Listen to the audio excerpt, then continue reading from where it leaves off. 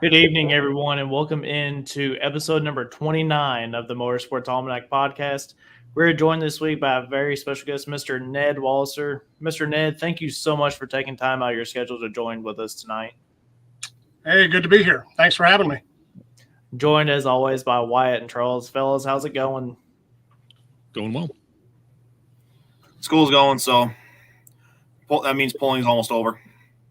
Yeah, unfortunately, we are heading towards the tail end of the season. But I'll tell you, a season that's still in full swing is the NHRA. And Mr. Ned, looks like it's been a great season so far. Just kind of give us a rundown of the season so far. It's been a great year so far. Just depends on what categories you're talking about. But with the Mission Foods Drag Racing Series, we've entered the countdown. So the last race to the countdown would have been the U.S. Nationals, which was Labor Day weekend. We completed that race on Monday, Labor Day, and had last weekend off to prepare for the first race in the countdown, which is in Maple Grove Raceway in Reading, Pennsylvania. Yes, sir. And before you jumped on with us, you're actually already in Pennsylvania to get ready for the race. Correct. I landed here in Reading yesterday with the motorhome and trailer, and we're parked. The tech trailer should arrive later tonight, and we'll get all set up, get ready to go. We've got a few rigs parked in the parking lot already, but tomorrow will be a day of parking of about 450 rigs, and we will start running cars 8 a.m. on Thursday morning. So do you all have a testing session kind of like some other associations do as well, or is it just qualifying and When you come to a national event, you better be buttoned up when it rolls out of the trailer. We do have test sessions throughout the year. They are typically on the Mondays following the event. After the U.S. Nationals, we had one on Tuesday for teams to stick around. We did have a few alcohol dragsters. Several of the Top Fuel and Funny Car teams wanted to do their last chance testing here before they got it into the countdown. Of course, when we go to the countdown, we reset the points. The leader is 10 points ahead of number 2, and every subsequent is 10 points down. So when you come to the countdown, you better have your stuff together. You got to come out with both guns blazing. I always laugh when I hear a race team refer to what they did on the, quote, Monday Nationals. Yes, the Monday Nationals. Now, we don't have it for every event. I'm going to say we've only tested maybe 4 times this year in the first 14, 15 events. So we haven't had a lot of them. But every time that you do have them is very beneficial for the teams that do take advantage of it and use those test sessions for data acquisition for future events. Well, let's start off a couple of years ago. I mean, with COVID back in 2020, we started running races with just 2 qualifying laps. So you didn't have much time to mess around with your tune-up. You had to come out of the box and pretty much hit it head on. You only had 2 laps to qualify, and if you made it, you made it. If you didn't, you didn't. Since then, we have gradually gotten back to 3 or 4 qualifying laps per national event. The U.S. Nationals being different, that's 5, but all other events are 3 or 4. So when you only have 3 qualifying laps, you don't have a whole lot of time to test. So if you wanted to check something out with a new, say, new injectors, different style, different name brand of head, or you wanted to just try different setup for tires, maybe a different circumference on tires. Not that it can be that drastically different, but you can buy tires that are smaller in circumference or larger in circumference. They are the same tire, though. So there's really no time for testing. So that Monday Nationals, as you referred to, or the Tuesday Nationals after U.S. Nationals, was that's your time. You can take things out of the toolbox and see if they're working for you. Yep. I kind of wish we had something like that on the pulling side before the season got started. And you'll have some private ones, but not all the time at all. Right. Seems like the idea of that spring test and tune has kind of gone away. I know a lot of groups around used to do them, and I just don't hear about them anymore. We still have a PRO, test and tune. The Professional Race Owners Association put together an event at the beginning of the year where they test we send in our tech officials to make sure the cars check out chassis and body wise, and we'll do chassis certifications, make sure that they're up to the rules, and they pretty much run the event because it's just a test and tune. But they've done pretty well with it here the last few years. We used to be in the Phoenix area. The last couple of years we've been in the Florida area, but really everything comes to a screeching halt, and you better have your ducks in a row when you hit Gainesville, because game on. Yes, sir. I actually really hope I get to go down to Gainesville one of these years to experience that event. From everything I've seen, I mean, it's growing every year, even though it's as big as it was already. But Mr. Ned, we brought you on not just for the racing aspect, but what does a day in the life of doing everything that you do for the NHRA, what does that look like for you?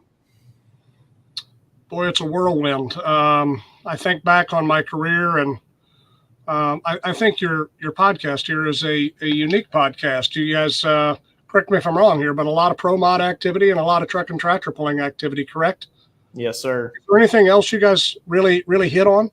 Our very first interview we ever did on this podcast was actually a former Monster Jam driver, and Wyatt, it was your cousin, right? Yeah, it's does the dirt racing. Cousin's husband who races IMCA modified as well as late models. Talking about dirt track racing, because I'm kind of in the hotbed of dirt track racing when it comes to tracks. Farley's 10 minutes away. They just hosted 100,000 win stock car race. So you're not far from Dyersville then? No. I actually went to high school in Dyersville. Oh, that's awesome. That's a great place to visit. I love 300 Raceway. I think the Simons do a great job out there with that. And man, I'd love to be close to a dirt roundy round track. That seems to be what I migrate to when I want to spectate. But I can't get past spectating on drag racing or truck and tractor pulling. So, you ask the question, what's that day look like? Man, it's action packed. There are a ton of phone calls and Zoom calls, and before COVID, Zoom and Microsoft Teams really didn't exist. But since COVID, it's all about Zoom and Microsoft Teams, and it's anywhere from 10 to 100 people on the phone at any given time, and you're going through all the activities that may be taking place in the upcoming month, talking through various items from venue to venue, and making sure we've got our ducks in a row. So when people arrive, we're organized and ready to put the trucks in a slot and pull the car out of the box and let's hit the racetrack. So with that, I mean, there's a lot that goes into it. Part of my responsibilities, I deal a lot with Department of Homeland Security because of nitromethane. So Department of Homeland Security is a big deal around nitromethane, and we have a great rapport with them. And I have sometimes daily calls with representatives from the Department of Homeland Security in just how we go about being safe and responsible with nitromethane. Yes, sir. And you hit on the safety aspect. That is one of NHRA's top priorities, is the safety of all their competitors and drivers, no matter if you're in NHRA, but just as a whole in the drag racing world and even truck and tractor pulling, I believe. Yeah, my title is Vice President of Competition. It's kind of a vague title. There are a lot of things within the business that fall underneath that, the tech department being one of them. So at any given time, we have 15 to 20 guys going to events that we'll monitor on a weekly basis with multiple meetings on what our findings are. How do we educate the people that weren't there? How do we bring everybody up to speed on what we saw, what we don't want to see again, and how we're going to move forward on fixing certain things?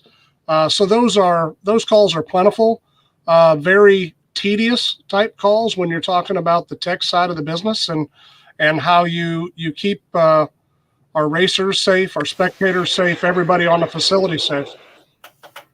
Yes, sir. And that doesn't just extend from the NHRA. You guys are at a lot of other events as well. I'm sure the ODSS series is, I think you guys have been there before, PDRA, just all sorts of them, no matter where they are. If something happens, you guys are there wanting to know what we can do different to keep it from happening again. We've got great relationships with a lot of alternative sanctioning organizations. PDRA, you referenced, Tommy Franklin owns that, and Tyler Crossnow, he's really the race director for that series. And Tyler's a great guy. Tommy's a great guy. They got a great family. Man, the racetrack in Richmond is just awesome. We'd love to be there more than once a year, but obviously you got to be able to sell tickets to do that, and you can't flood the market with the same type of activity. But PDRA, we're heavily involved with them. We communicate on a regular basis. Multiple people on my tech staff do that, along with NMCA, NMRA. Obviously, you said the ODSS. We've got a lot of different organizations that come to us with issues, and we try to rectify that and work together as a motorsports community. And that's kind of a parlay into me involved in truck and tractor pulling. Quite honestly, I mean, I got my hands kind of full on a daily basis, so why would you want to be involved in another sport yet over what you're doing? It really comes down to one basic thing. And I mean, I was a kid growing up in the truck and tractor pulling world. My father and my uncles were pullers, and once they had burned through enough of their checkbook that they needed to sell the tractor, and my dad got involved on the announcing side. And my dad announced Bowling Green for almost 45 years, announced Louisville for, I don't know, him and Butch for 20, 25 years, probably, maybe more. I don't know that. Because I spent 20 years of that in California doing the drag racing. But I was born and raised in truck and tractor pulling. It's my first love. If it wasn't for truck and tractor pulling, I would not have gotten involved in Bowling Green and the National Tractor Pulling Championships. If it wasn't for the National Tractor Pulling Championships, I wouldn't have gotten involved on the tech side. If it wasn't involved in getting involved on the tech side of pulling, I would have never had the opportunity to get involved in a motorsports career that I have today. I'm just a small town farm kid that grew up in a town of 1,000 people. You played 3 or 4 sports in high school because you had to. You didn't have enough kids to play. And man, that's really the love of my life was truck and tractor pulling. And it took me to drag racing. Drag racing gave me a career to put food on the table for my family and gave me an outstanding career. And I just want to give back to a sport like truck and tractor pulling because if it wasn't for that, I would never be doing what I'm doing. I can totally relate to that as someone who grew up in a town of 400 people who also played 3-4 sports depending on times and then doing motorsports on the side. I 100% relate to that as young as I am. Yeah. But you touched specifically on the National Tractor Pulling Championships in Bowling Green. You were involved with that before even the NTPA was there. You were there whenever it was USHRA, right? Well, yeah, let's walk you down a different path. NTPA was there before I was alive, but when I was 25, I had only missed 2 Bowling Greens, and that's because I was born on Monday after the second one. So I missed the first. I tried to get my mom to hurry, but it just didn't work out. So I missed the first 2. I was 1 year old, having my 1-year-old birthday party in the campground of Bowling Green, Wood County Fairgrounds. We were our family camper was one of 12 campers on the site. That's it. 12 campers. My. That's it. So back in the day, I mean, guys brought their pulling tractors on straight trucks, grain trucks, just take the side panels off and you bring them in. Had a couple of flatbeds that brought in 3 tractors at a time, like Gene Keck. I can remember the Keck guys coming down. I think they were from Michigan, pretty sure. Monroe, yeah.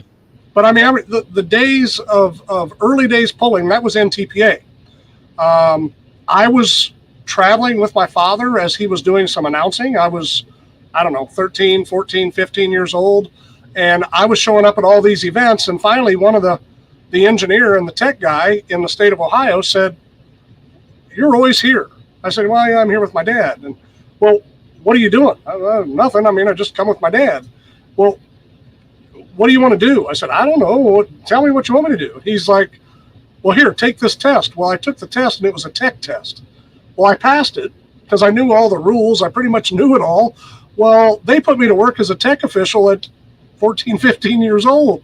So I started doing wheelbases and doing hitch lengths and, doing all the layouts on the ground for a lot of these vehicles. And one thing led to another, and I wanted to do a few bigger events. And I had met with Dave Schreier as a young guy, and he quite honestly didn't want to hire me because I was only 14, 15 years old. I had an opportunity to go to work with TNT Motorsports, and Billy Joe Miles hired me to go to a couple of events. Billy Joe took me under his wing, and man, he treated me great. And lo and behold, TNT was bought out by US Hot Rod. US Hot Rod was from Chicago. The group in Louisville, some of them did not want to move to the Chicago area. My phone rang, and I was offered to run the Redman All-American Pulling Series based out of Chicago. And, man, we packed up. We moved to Chicago. Let's go run the series. It was about 1 year.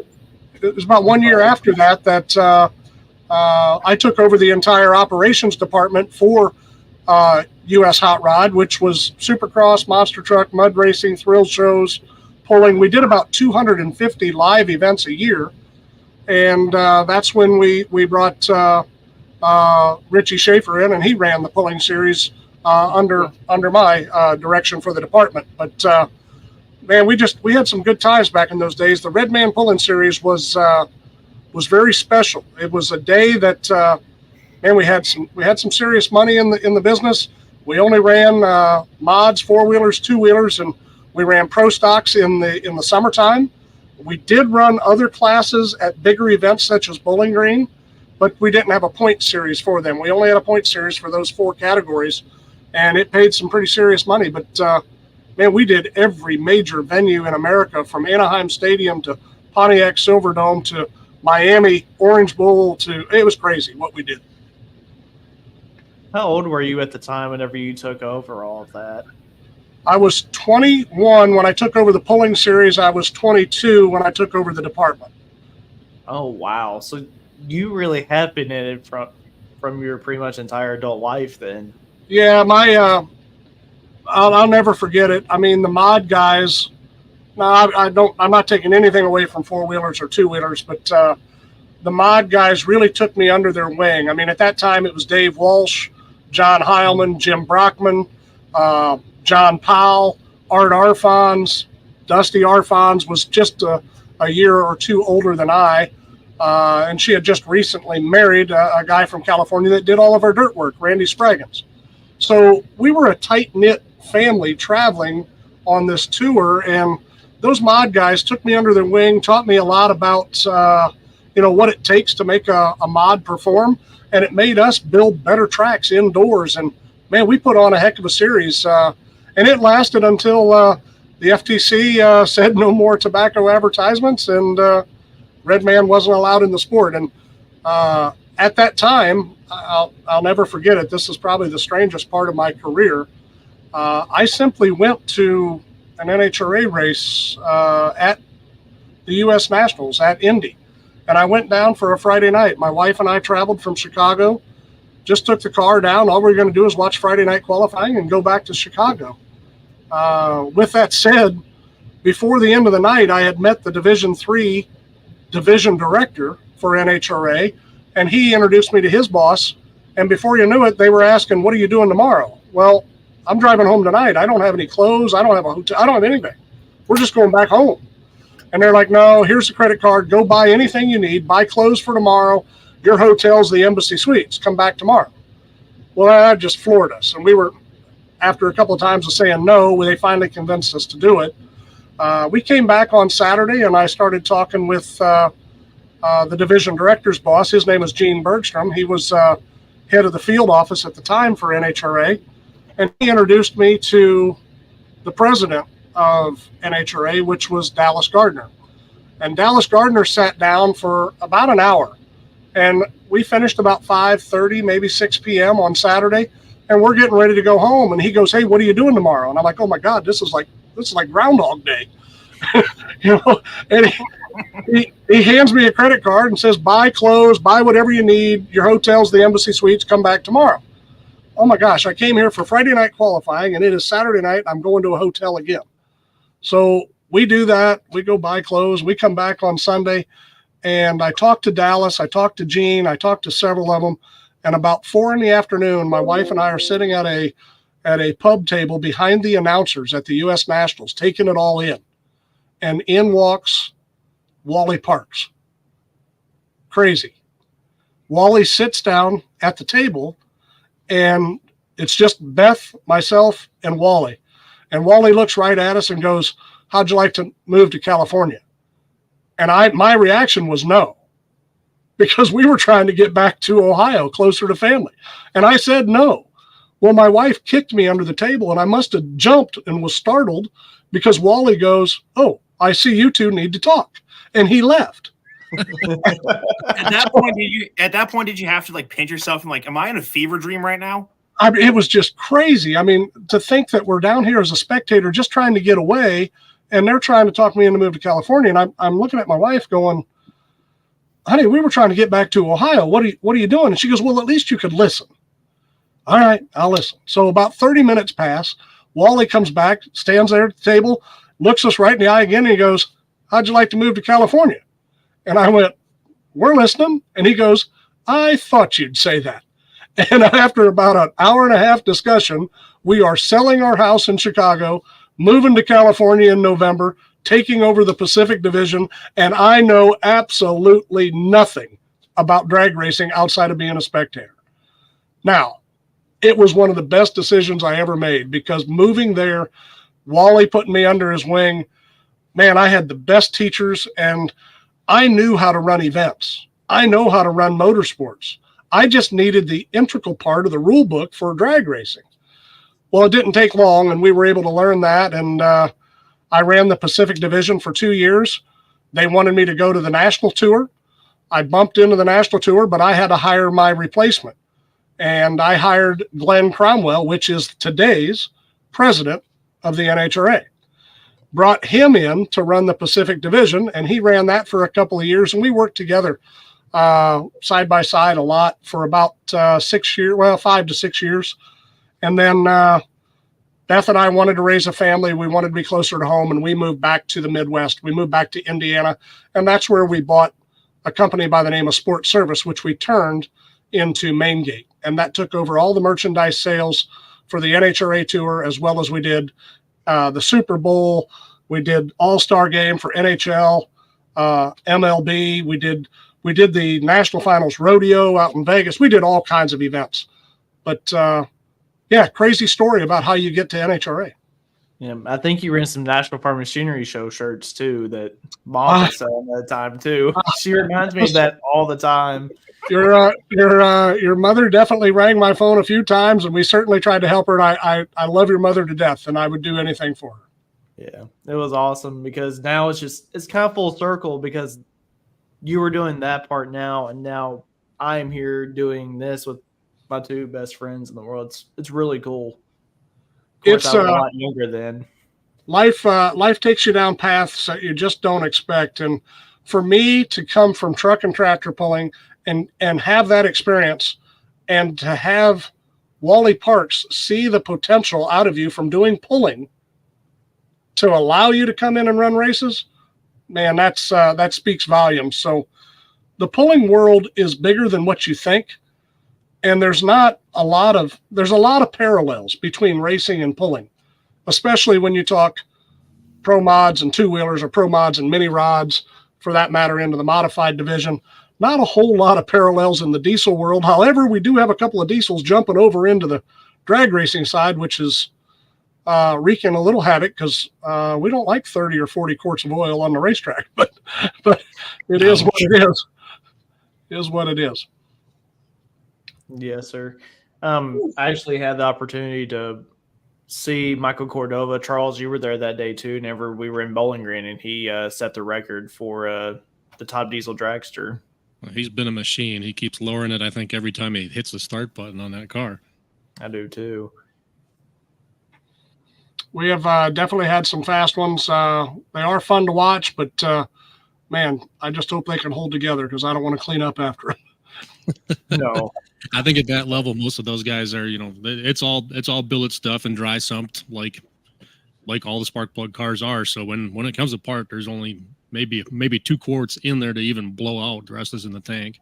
Until somebody punctures the tank, and now you're in trouble. And that's what we had that talk, didn't we? we've had that. Yeah. Listen, I feel like if it can happen, it will happen to me, and it happened at an event I was at. So it is what it is. Right. And you were talking about the parallels between the pro mods and the mini rods and the 2-wheelers. And that is what one of our goals is for this podcast as a whole, is to bring the worlds together and show how much similarities there really are between them. Because some of the drivers I've had a chance to meet whenever I went to North Carolina back in April, they were asking me how we make 4 and 5 engines hold together for the duration that we do while they're still doing the one in a shorter amount of time and it coming apart. Don't sell yourself short on this. The pulling world lasts the duration of 12, 13 second, maybe 14 second runs. In a pro mod car, the best you're going to do is 6 seconds, 7 seconds at the longest. I mean, if you got a run bigger than that, they're shutting them off anyway. The most significant difference between 2-wheel drive mini rod and pro mod is the maintenance schedule.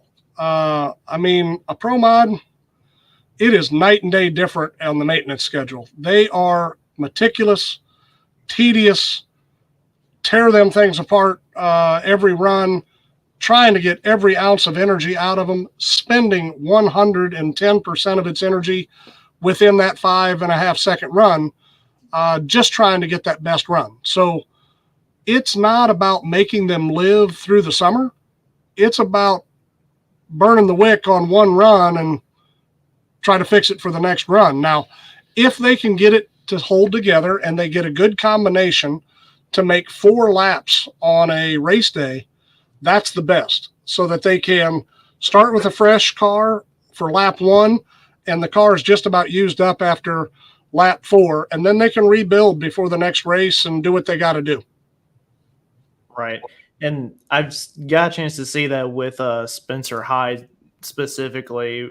Miss Courtney's actually watching. I've already seen her comment a couple of times over here on the side of just how quick they tore them apart and it was already back together, ready to go. For us, it's just not that way. First off, I hope Courtney's comments were nice. The one was this one. Next podcast for you is Shake and Bake. Shake and Bake. There you go, baby.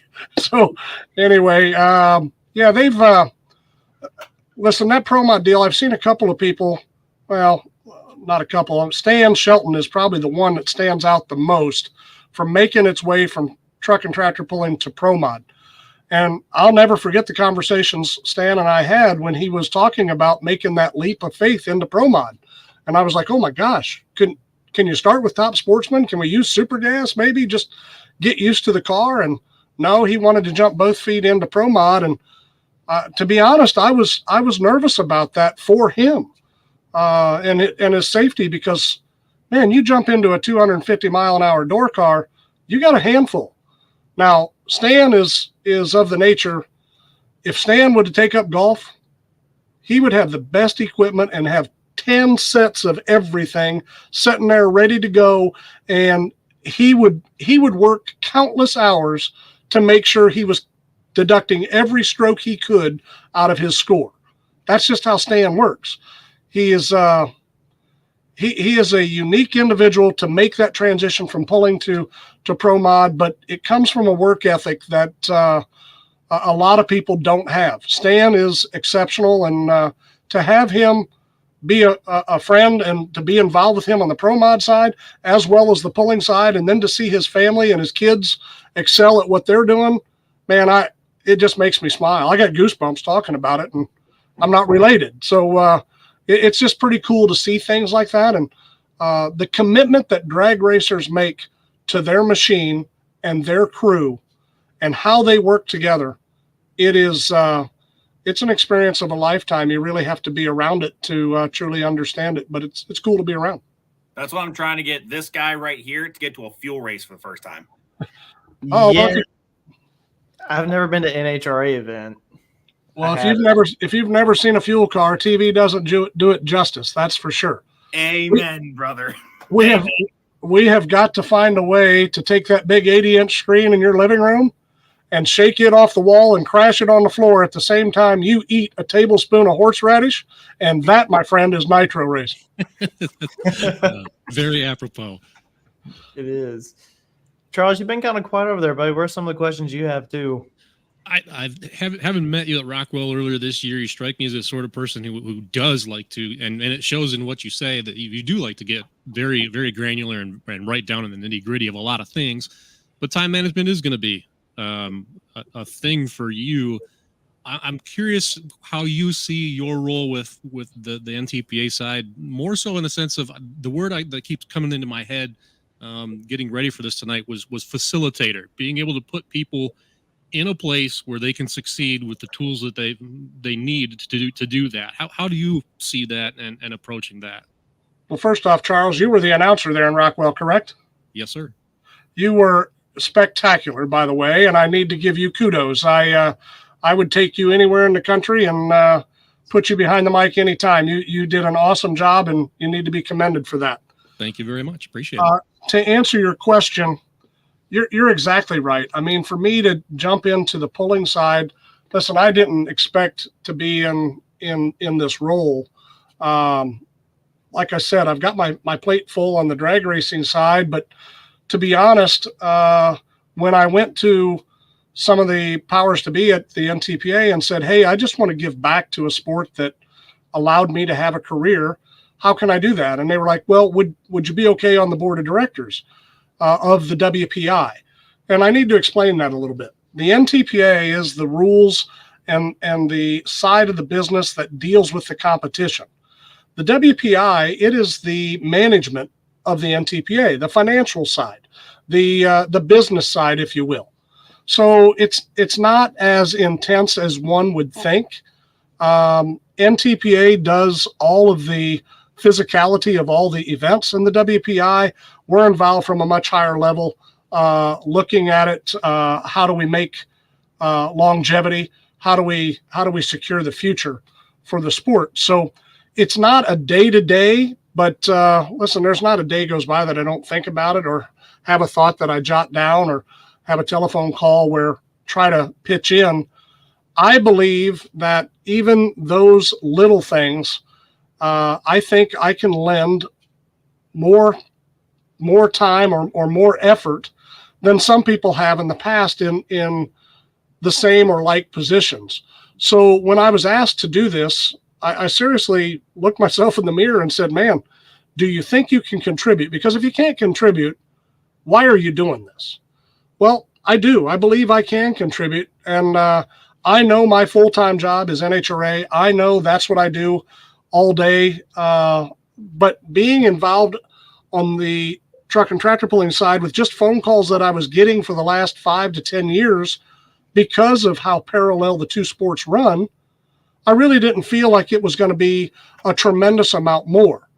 The biggest thing that is more is learning the idiosyncrasies of today's pulling, meaning how's the business being run? What's different today than 25 years ago? The individuals that are involved, what are their talents? How do we get the most out of people that are within the sport? And how do we put right people, right spot to get right result? And that's really what I'm trying to help with on the board, not necessarily the day-to-day business. The day-to-day business, Greg Randall handles that from the NTPA office. Marvin handles the tech side. Dan Schreier handles the sponsor side. I don't have to get involved in that. Now, I do have phone calls with them, and they bring me up to date, and I'm able to give them some ideas and thoughts, and we go back and forth. But my position here at WPI is from a much higher level. In a strategic sense, having the background that you do, I'm curious in the difference between now versus then, really in terms of how the business operates, because now you don't have that big money behind it. But what you do also have on the flip side is getting the message out there in the internet age is I think, so much easier than what it probably was 30 years ago when you didn't have that as a resource. The unique part of that statement is we have all these ways of communication, yet our communication fails on a daily basis, right? Yeah. We have all of these means, and for some reason, the human mind doesn't utilize all of those avenues to communicate well. So that is a part of this, is just making sure that we are communicating properly from all levels to make sure information is being transferred from sanctioning body to promoter, from promoter to spectator, from spectator to sponsor, because we're trying to bring in sponsor dollars, and without having spectators and or competitors utilizing the services or goods that a sponsor is providing, that sponsor is probably not there very long. So it is our goal with better communication. It is a different world. You're right. I mean, it used to be big money, and I used to have a buddy of mine in the pulling world, cast iron Chevrolets and school buses. That's what you saw pulling in the parking lot. Well, man, it ain't that anymore. That's probably one of the things I recognized immediately upon coming back into the sport. Holy smokes. The technology, the engines they have, it's the same as what we have at drag racing. And I just wasn't expecting it to be identical. And in some cases, it's advanced. There's some advancement on the pulling side over the drag show, and some of that is strategic on the drag side to where the rules don't allow it, where in pulling the rules never prevented it. So with that said, the biggest issue I think we have is the dollars and cents that people are spending trying to be on that competitive side, and where's the reward? And we're going to try to work on that with the group. And when I say we, it's got to be all of us. This is not about myself as an individual. This is not about a group of 5 that's on the WPI board. It's not about the 5 additional that are on the NTPA board. This is about hundreds of people in the sport grouping together, coming to a common goal, understanding there is a focal point, and drive everything towards that focal point. That's really what this is all about. And to do that, communications is going to be key. No doubt I couldn't agree more. So spread the good word. You guys got the podcast. You guys can do it. We certainly try to. That's a lot of it. Bringing awareness and telling the stories that need to be told. Mm-hmm. So. Yeah, but you also can't forget about your history of where you came from with it either. And I think we've been able to accomplish that with just some of the interviews. Some of the names you mentioned earlier, Mr. Tim Engler was one of them. Mr. Gardner Stone was another. Carl Smith, who had the night moves, but you can't. Your past is also going to be your future, in my opinion. Like, you still pay tribute to those from the past. Well, for sure. I to echo your point, it's something I've preached and harped on for quite some time, is that content is great, but it's meaningless without context. You need to put it in its place in time and importance relative to what has happened before. So yeah, there's definitely importance there. Absolutely. I was involved when Redman paid the biggest year-end purse, and it was $500,000 to four categories. It's a pretty good amount of money in the sport of pulling back then. And Tim Engler won that year, and I remember him standing on stage and holding that check up and telling everybody, I'm retiring because this is the biggest check you'll ever see in pulling. Now, that you can take that 2 ways. I took it as it really kind of made me upset. That, why would you say that? We got a lot of momentum. I know we lost a sponsor, but we got a lot of momentum. How do we get there? Now, that was my immaturity and being young and aggressive, versus he was a few years older and he understood that that was going to be hard to replace. And with that said, Tim was not right. we beat that check twice, but it took a lot out of us to do that. And then it never got beat again. But Tim left a sport that I think was near and dear to his heart. He got involved on that midget and sprint car side, and man, really made a name for himself over there and doing the injection molding on the six packs and all the other business that he does.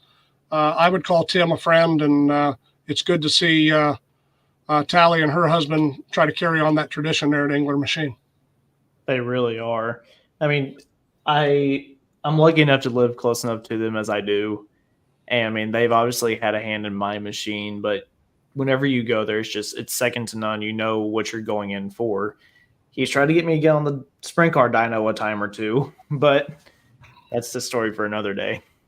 Yeah, I just want Tim's car that sits in his garage, one that he had in high school. That's the one I want. The Challenger, wasn't it? I hear. I believe it was a Challenger. It's been a number of years since I've been around it, but I'm pretty sure it was. I'm pretty sure it was a purple one, if I'm not mistaken. Yep, it is. Would you care if we jump into our comment section? Some of our friends and viewers that are watching. Let's give it a shot. All right, guys, if you've got a question or statement you want to get in, go ahead and get it in.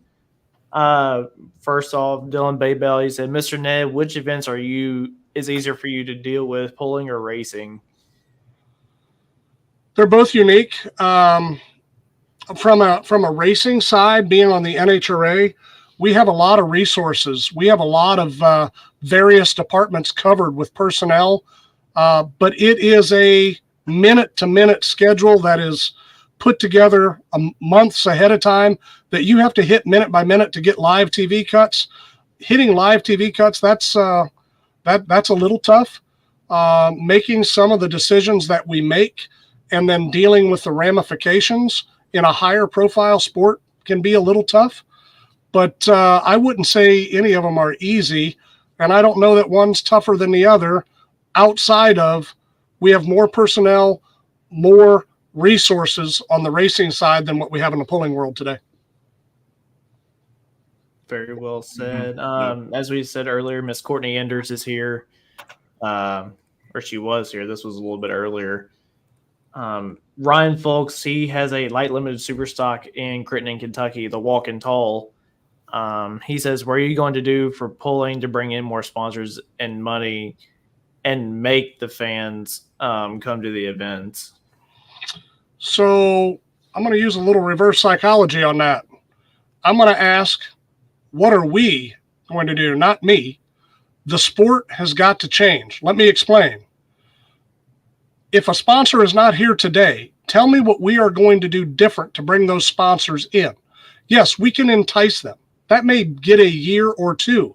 But if we continue to go down the same path and they don't get the result they want, they're not here for the longevity of the sport. So I'm going to throw that back to every person in the pulling industry. What are we going to do to change how we do business to make sure the sponsors we get grow annually and we get more participation from more companies? We have got to be a better provider, a better resource for them to use to sell their product and move their goods. Totally 100% agree. Absolutely. Mackenzie, she said, hey guys, it was great to meet Ned in India a couple of weeks ago. Mackenzie, give me the last name. I can't even say her last name. I've known her for almost 4 years now. I'm sorry, the picture's too small. I can't see. Yeah. And I apologize. I meet literally thousands of people each weekend, and I apologize. But listen, anybody that comes to a pull should know that I'm open to communication. If you come to a race, man, ask for Ned. There's not too many Neds on the property at an NHRA race, and most people know where I'm at. So I would love to introduce you to the NHRA so that you get to understand that business, and who knows what parlays from that experience back into the pulling world. Remember, I mean, my full-time job is NHRA drag racing. So promoting that and being a part of that, and Shane, for God's sakes, let's go see some nitro. You've got to see it. It's got to happen. Now, hang on. I need to preface that. Don't let Miss Tamara get mad at me, please. If I drag you out of a sport into another sport, I don't want her mad at me. I'm the one who pushed him to go to North Carolina with the help of some of our friends. So yeah. We we run 3 weeks in a row here, and I know you're farming, and I know you guys are busy, but we race Reading, then Charlotte, then St. Louis. St. Louis is a great race to come to. When's the dates for the St. Louis race? It's the last week of September, last weekend, whatever that is, 25, 26. Let me look it up. 29th and 30th? That may be right. Somewhere in that area, I believe. 27th, 28th, 29th. I'm getting to my calendar. Yeah, 20, 27, 28, 29, correct. Okay. Let's see, I have to work. I'll be off. I might work the next 2 Saturdays in a row to be able to come up there for that one. Yeah, that's typically a great race. They put a brand new racing surface down this year. It should be spectacular. And lo and behold, the weather normally takes a change and it gets cool. And man, nitro motors like cool temperatures. So yeah, they'll put on a show for you. I've been to Chicago many times when it's swung from hot in the afternoon to pretty cool at night, and that's the closest in vicinity to where I live. And I gotta tell you gotta go, man. It's crazy what they do to make these machines run in the different temperatures, and you just got to see it. You got to be around it. You got to, if you've never heard it live, nitromethane coming out of a 500 cubic inch motor is pretty potent. I would say that 6 and 7 engine mod that was your most engines you've ever heard on a modified back when you were a child doesn't compare to a top fuel car or a funny car. Every time I tell someone about a throttle whack, I tell them it's basically like getting smacked in the chest as hard as possible. Yeah, I do get the luxury of standing between them occasionally up on the starting line, and I'm not going to call that a luxury because, man, it gets your attention. And when I say eat a tablespoon of horseradish, that is the effect it has on your nose and eyes that is just, it's potent, man. You got to understand how to breathe. I've been very fortunate to be about 40 feet away from a pair of them leaving the line, and you can cancel your chiropractor appointment on Monday. It will rearrange you just fine. Shane, if you are in the stands, and I'll give you a perspective, let's just call it the north side stands in Bowling Green. And let's just say no one was sitting in the row in front of you. And you sat your can of Pepsi down on the seat in front of you. And the car ran. That can will move 3 to 4 inches in the course of that run due to the vibration on that seat. Wow. It's unbelievable what it will do. I just can't imagine the feeling of standing between them like that and you getting hit with all that force and power. That's well, now let's make it clear. I got to be responsible. I can't take you there, but I know. But I'm just sitting there thinking, like, okay, because I remember how close I was to the pro mods at PDRA, and I thought that was a jolt. Yeah, pro mods are on methanol, and it's really close to a 2-wheel drive or a mini or, like you said, the mods. But nitromethane, that is a different ball game, and we're pushing 120 gallon to the motor per minute. Now they only burn 16, 18 gallons in a run because they're only running 4 seconds, 5 seconds. But do the burnout, back up, do a less than 4 second run. You're burning 16 gallons. That's pretty potent. I mean, you're pumping 120 gallons to the motor per minute. Right. Mm-hmm. First time I went, the only thing that I was not prepared for that no one told me about is on the line. If you're near the starting line when they go, you won't be able to see for a second and a half. It blurs your vision. It's wild. And then to go talk to one of the drivers and have them give you a 30-minute dissertation on a 3.5 second run is unbelievable. They will tell you every rock, pebble. They'll tell you what advertisement on the wall. When they're tuned in, it's crazy what they see and how they relate to the Christmas tree. Back in the day when we used to have before LEDs, people would look into the lamp or the bulb and actually look for the filament. And it's not about watching the light illuminate. It was about watching the filament get its first strike of energy, and that's when you were going to go. And for them to see that and to explain that to you, you think, no way, that's impossible. But then once you train yourself and try to get into that mode like a driver does, man, it's pretty incredible what they see versus what you see. Isn't there an old story, I believe it was Don Garlitz when he first did the rear engine car, he remarked about how much better he could see, and made the comment to a crew guy or something. Yeah, there's a 1/4-inch bolt down there near the finish line on the right side. Fine thread. Yeah, that's probably true. I do know when they built that first car, rear engine car, it changed the way the car handles. And they had to change the whole steering mechanism on the car to slow down the ratio because he was overdriving the car and had to abandon runs because he was going too far left or too far right. And they really reduced the steering ratio drastically to get that to handle right. And I don't know, Shane, I can talk for hours about the details, but if you don't get there in the next 365 days, that's on you. All right. I'm going to try my best to come to – I'll try for St. Louis. Wyatt, Charles, bring him with her. Yeah, we'll if we have to, we'll I'll make it there by taking a detour. We'd love to see you guys. Let's see here. I'm just looking for more comments. Cody Vanderholm, one of our good friends, he says fun to watch the crews work on the engines. In person too. It is utterly unbelievable. Justin Fulmer, watching and listening from Pennsylvania. This is actually from Wyatt's brother. He says, from your experiences at the pools you went to compared to going as a kid, do you see more highs than lows in the business and power side or vice versa? By far more highs today. Let me explain. I mean, yesteryear's safety wasn't what it is today. And that's got to be first and foremost. When you're trying to put these type of high horsepower machines, when you got a diesel engine pushing 300 pounds of boost, some people are pushing closer to 400 pounds of boost. I mean, that's insane. We're running pro mods at 32 pounds of boost, so that's a total different ball game over there. But when you talk about the crowd control, the sleds, the safety, the involvement that the sport has today on the truck and tractor pulling side versus yesteryear, it's night and day, and it's good to see that it is taken seriously.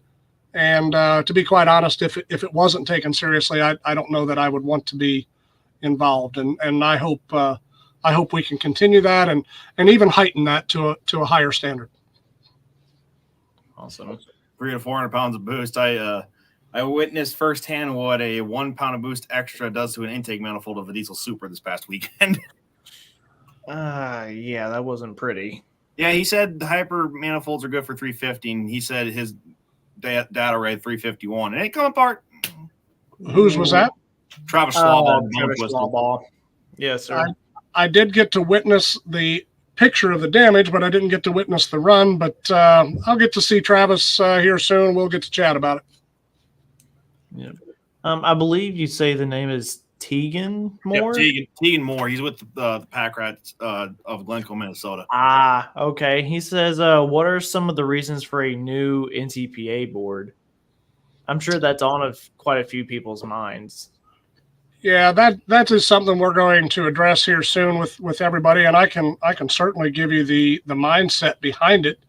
To be honest, I mean, it was a position I was handed when I came on the board, and the NTPA board was going to become extinct. It was going to be gone, and the WPI board was going to make the rules and decisions and go through all of that. And quite honestly, I met with a few of the WPI board members and made the recommendation. I said, if I want to take this challenge on myself, will you allow me to have an NTPA board if I can just get new members, try to get a new mentality, try to get the existing members that were here right now to have that understanding of how we need to evolve the sport.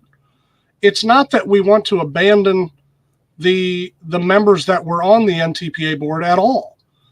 As I told you earlier, it's not about the 5 on WPI, the 5 on NTPA. This is about hundreds of people coming together. I just need people that'll go out and tell the story, because I'm not at those events. I'm at NHRA events sometimes, and I can't be there. Now, if we have an off weekend and I can make it to one, I'll certainly try to make it. But We need more people preaching the good word. Now, let's go back. The people that were on the NTPA board and the number of years they served. Man, I am grateful to those individuals. Talked to every one of them here this past week. Doc Christensen, talked to him. Keith Theobald, I think there's close to 40 years there for Keith. I know Doc was on it for a long time as well. Tim Kane and Jesse Petro and Mike O'Connor from Minnesota on the four-wheel drive side. Great guys, great individuals, contribute a ton, and we don't want to lose them. I don't want them against us. What I want them to do is feed the information just like they have in the past, but give me 5 new members, and how can we get this to evolve and include more people on the decision-making and more people that have a passion for the sport. The new members, Travis Schlabaugh, Jesse Petro is returning, Mark Pyzik, Brad Benedict, and these guys are going to bring so much to us. I don't see it changing. The last member of that board is Brian McDonald. Brian's going to bring us stuff from the East Coast, as Travis is going to bring us stuff from Minnesota and Iowa. And we have got to be committed to making this better. It's not about who is in the seat and what name is the representative. Just remember this phrase. There's nothing a man cannot achieve if he doesn't care who gets the credit. We can achieve anything.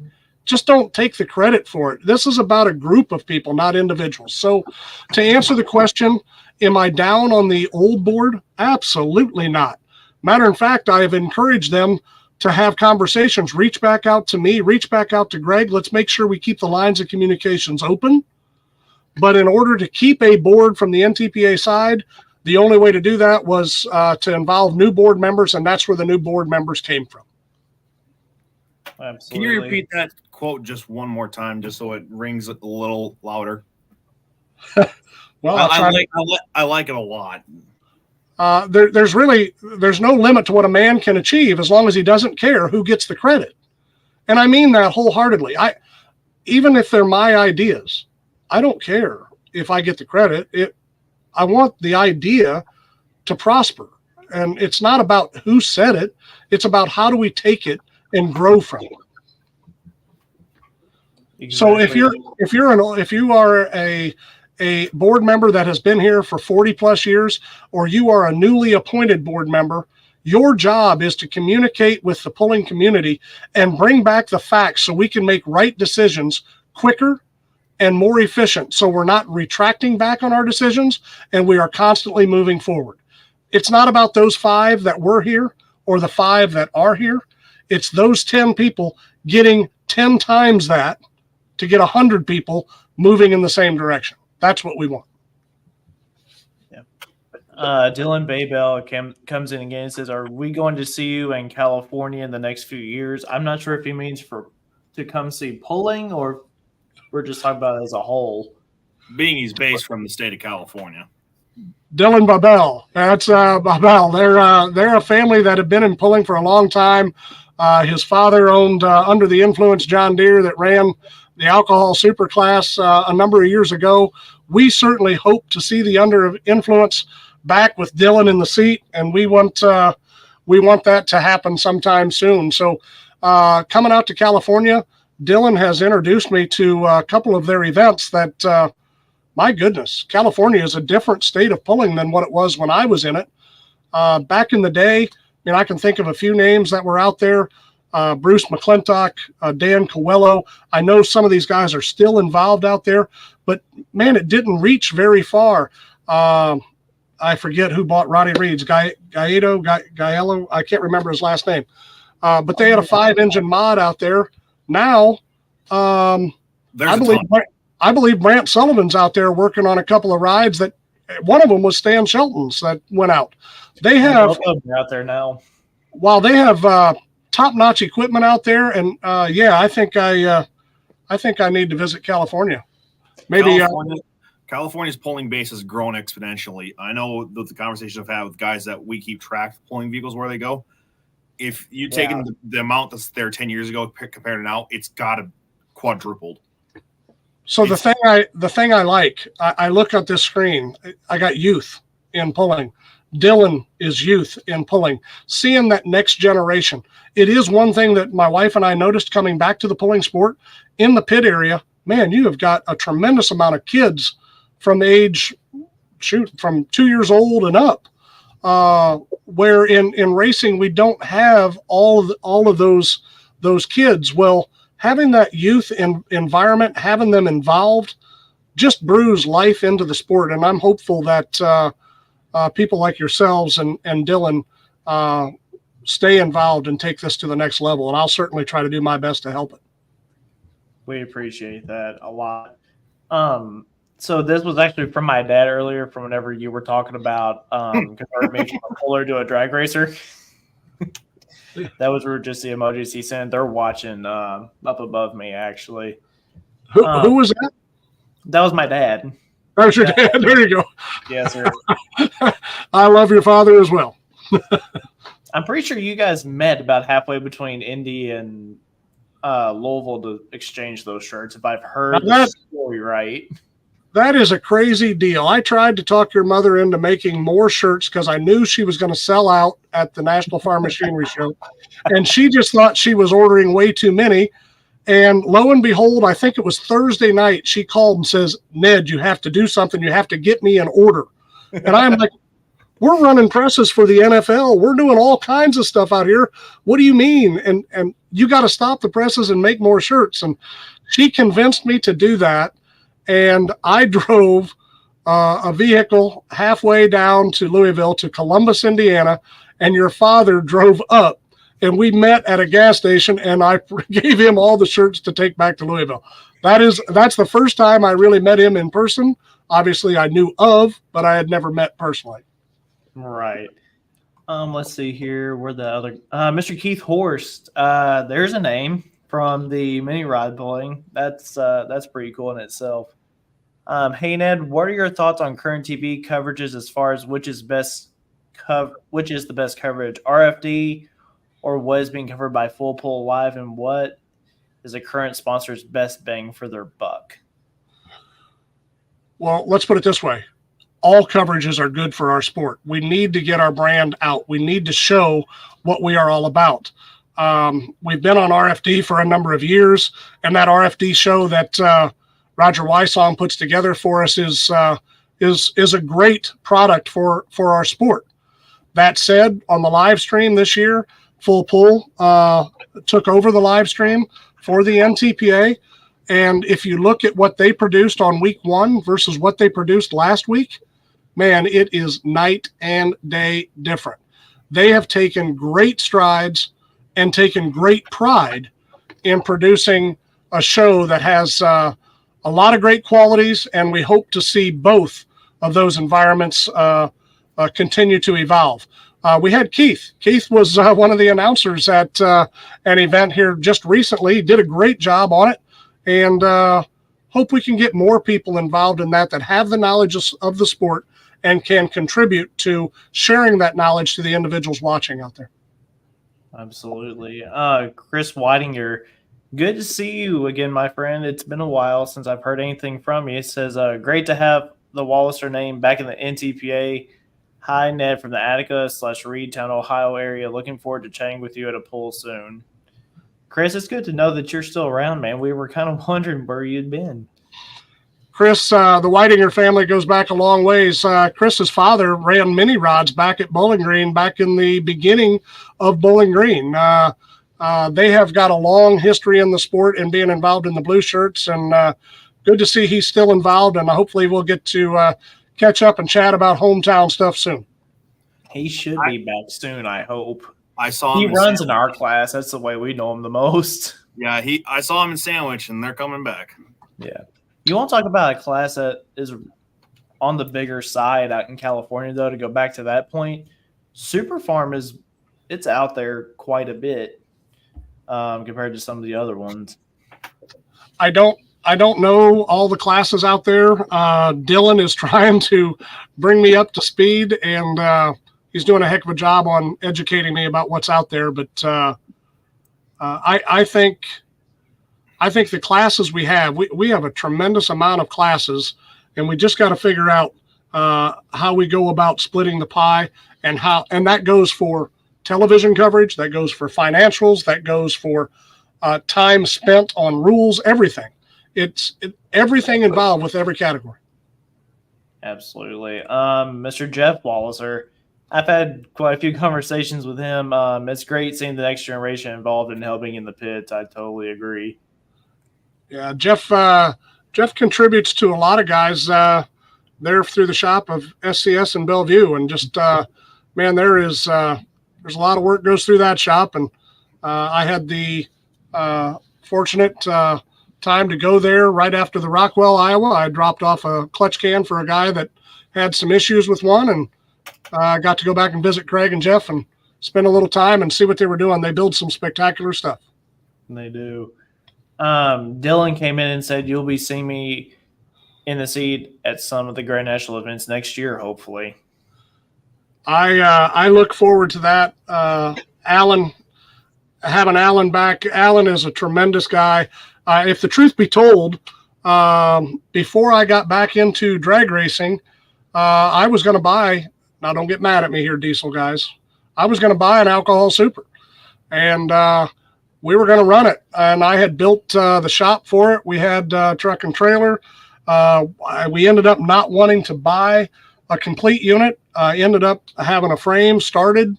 I had wheels and tires. We had a motor that was getting pieced together at Brent Long's. We had all kinds of things happening, and then I get this phone call that they wanted me back on the NHRA side, and then it was, oh my goodness. I ended up selling a lot of those pieces parts to a couple guys in Europe, and they went in a container with an Ace chassis and a set of wheels from Ace. Oh, wow. That might be your interesting info for the night. You were actually going to be on the track with us. Yeah, it was something I wanted to do with my kids, and lo and behold, the career kind of came back to me, and it got in the way of doing that. And I don't regret that decision. Not that I don't want to ever go down the track. I've had the fortunate ability to drive an unlimited alcohol super, and it just kind of grabbed me, and it was one of those deals that never left go. And I still have that desire, but the real desire is to try to make it better for the whole industry and try to group everybody together. That's exactly Speaking right. on the whole industry itself, what is the importance of PRI meant to you with the duties you have in your daily life? PRI meaning the show, or PRI overall? Overall, the industry itself. I think it's very important. If you look at the PRI show and you look at PRI throughout the year and what they contribute knowledge-wise throughout the year for their newsletter, everything they're doing within the sport, everything they help fight on a local or federal government side to help motorsports, I think they do a pretty good job.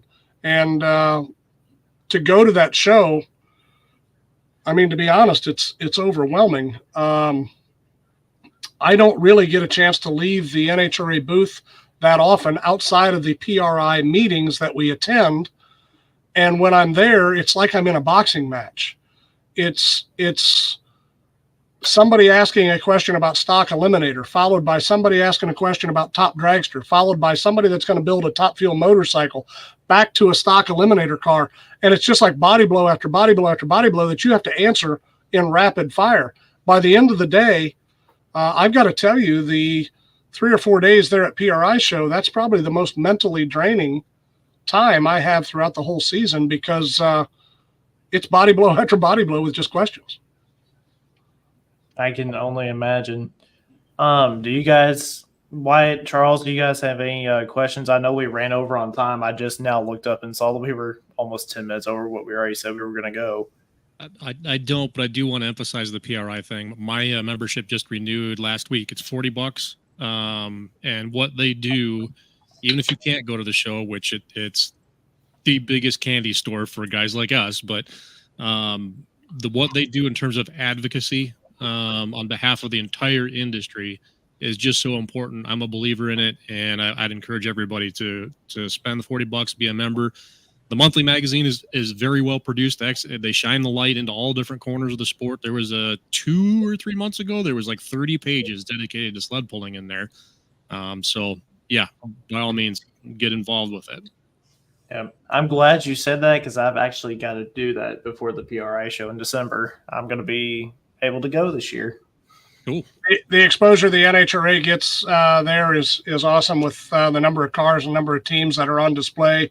But I got to tell you, on the tractor pulling side and the NTPA side, the exposure I've seen in the recent past couple of years has grown leaps and bounds, and that's a tribute to what Charles just said. If you're not a member, be a member and join forces with who's trying to help out with the sports that you're involved in.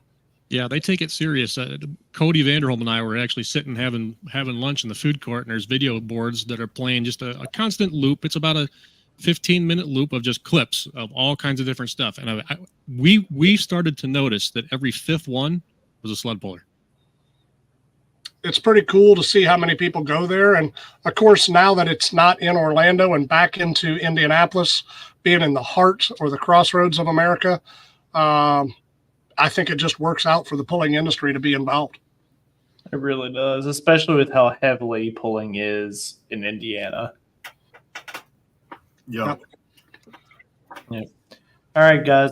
Any of our viewers are still here. If you guys have any last-second questions, go ahead and get them in now, because we're going to probably try to shut this down here in the next couple of minutes.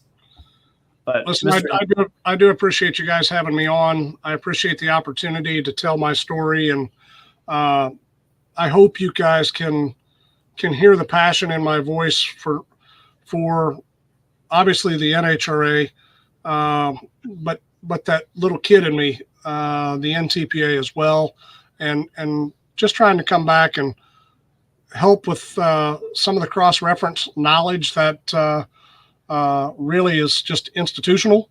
We hope to help push that to the truck and tractor pulling sport and have a different mentality, a different thought process behind it, or at least show those points of view so we can make the best decisions moving forward. Absolutely. Mr. Ned, I know your schedule it's crazy packed, but thank you so much for taking time out of your crazy week to just sit down with us and tell your story. And I feel really good about where the future of pulling is heading. Yeah, if we can ever help out, let me know, and certainly ask the questions. I didn't mean to interrupt, Wyatt. No. I was just gonna say it speaks volumes, sir. I like Shane said, I think the future of motorsports itself is heading in a very, very good direction. It's just, can we keep it going in that direction, and how do we all push it and get together and go in that same direction? So the one thing I would add to that, and I think I said it earlier, but I need to reemphasize it. I'm one individual, and I don't want credit for anything, but I will help try to provide answers and guidance in things that have worked and not worked in the past, and whether they need to be tried or retried again in the future. What we need are individuals just like yourselves, and everybody listening on this podcast. Look yourselves in the mirror. Ask yourselves what you want to do for the sport. You can either complain and be disgusted with certain decisions, and that is being part of the problem, or you can be part of the solution. And that is, look yourself in the mirror, ask yourself those questions, ask how you can help, ask who you can get involved with so that you can be a contributor to the sport, and then be that person and do it on a regular basis. When you do it on a regular basis, it's no longer a hobby, it's a passion. And when it's a passion, it comes from true love. And when it comes from true love, you're going to make the right decisions. And that's what I am trying to help with, because I can't be at all of those events. I can't. I have a full-time job, and I thoroughly enjoy my full-time job. And in the times when I'm not there, I need more people carrying that torch. Absolutely. Well, I don't think there's anything else we could possibly add to that. Everyone that's watched the show, thank you guys so much. If you're not following us, share our videos and subscribe to us. It helps us out a ton. And we will see you guys. I believe our next show is going to be September 24th, and we will have a guest announcement next week for who's coming on for that show. So until then, thank you all and see you all later. Thank you, guys. Have a good night. You too.